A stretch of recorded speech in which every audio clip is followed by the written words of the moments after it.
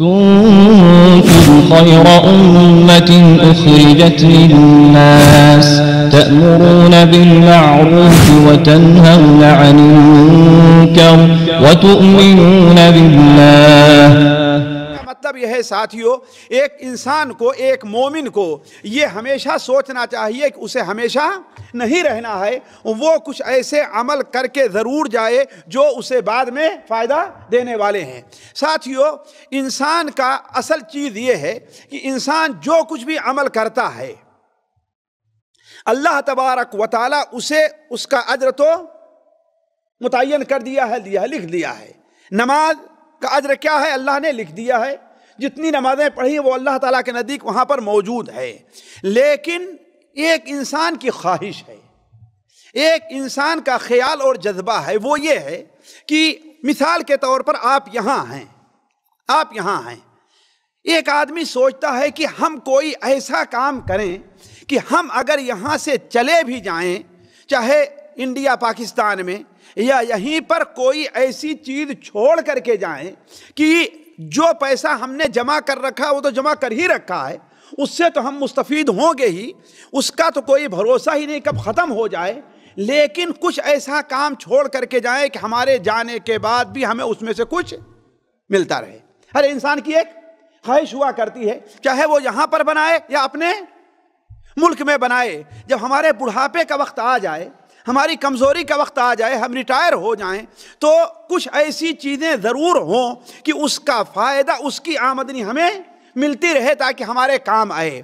اسی طریقے سے ہر انسان کو سوچنا چاہیے کہ ہم جو نماز پڑھ رہے ہیں، روزہ رکھ رہے ہیں، حج کر رہے ہیں، زکوٰۃ دے رہے ہیں، اس کا ثواب اور اس کا جو اجر ہے اللہ تعالیٰ نے جمع تو کر ہی رکھا ہے، لیکن کچھ ایسے کام ہونے چاہیے کہ جب ہم اس دنیا سے چلے بھی جائیں تو پھر بھی ہمارے نامہ اعمال میں وہ ثواب لکھا جاتا رہے، وہ نیکیاں لکھی جاتی رہے۔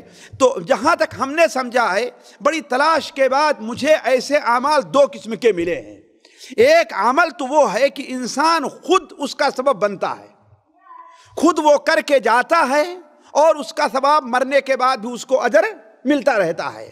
اور دوسرے اعمال وہ ہیں کہ وہ تو نہیں، البتہ اس کے اہل و عیال، اس کے اقارب، اس کے دوست اور احباب اگر وہ عمل اس کے لیے کریں تو اس کا ثواب اس کو ملتا رہے گا۔ یہ دو چیزیں ہیں، دو قسم کے عام ہیں۔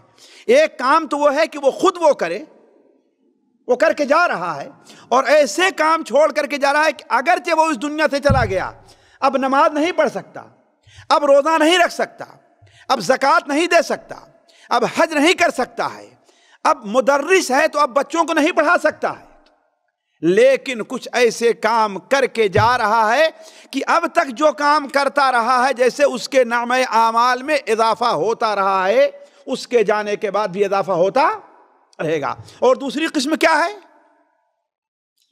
اس کی اولاد ہے، اس کے دوست ہیں، اس کے ساتھی ہیں، اس کے جانے کے بعد اس کے لیے جو کچھ کرتے رہیں اس کا ثواب ملتا رہے۔ لیکن انسان کو ہمیشہ یہ ذہن میں رکھنا چاہیے کہ ضمانت کس کی ہے؟ جی، ضمانت اسی کی ہے جو وہ خود چھوڑ کر کے جا رہا ہے۔ ضمانت اس کی کوئی نہیں ہے جو اس کے پیچھے لوگ کریں گے، ہے کہ نہیں؟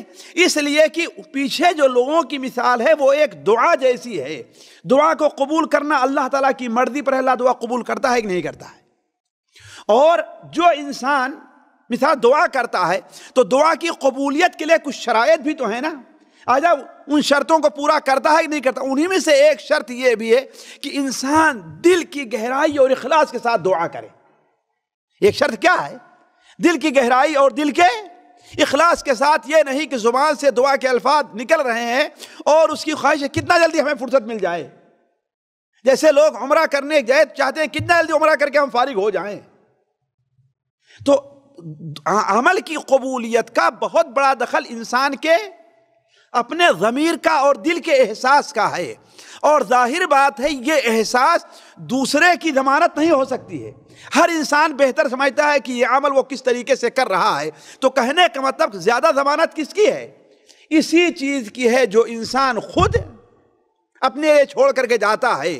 لیکن یہ دونوں عمل بیان کرنے سے پہلے میں ایک اور چیز آپ کے